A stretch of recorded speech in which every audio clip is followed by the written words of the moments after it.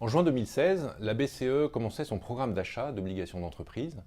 Et un an après, il nous a paru intéressant de faire un bilan de cette année écoulée et puis d'évoquer les perspectives sur l'avenir de ce programme d'achat.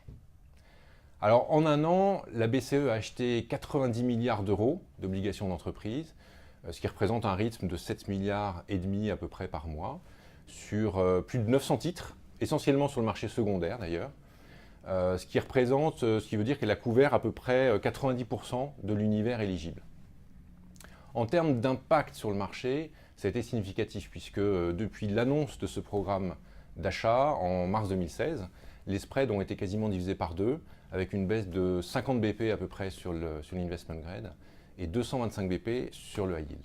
Récemment, Mario Draghi a fait un peu peur au marché en apparaissant plus restrictif que prévu, et on peut donc se poser la question de l'avenir de ce CSPP dans le cadre d'un tapering qui va inévitablement avoir lieu. Alors il faut garder en tête tout d'abord que ce tapering va être très progressif et probablement s'étaler jusqu'à la fin de l'année 2018.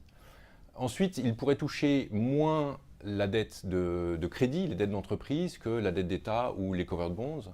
dans la mesure où la BCE ne détient que 11% aujourd'hui des dettes d'entreprise,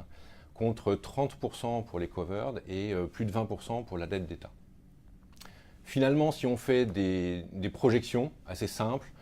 qui maintiennent le montant mensuel d'achat à 6 milliards d'euros par mois jusqu'à la fin de l'année 2017, avant d'être réduit à 4 milliards au premier semestre 2018, puis à 2 milliards au deuxième semestre 2018, on arrive à un montant potentiel d'achat de la BCE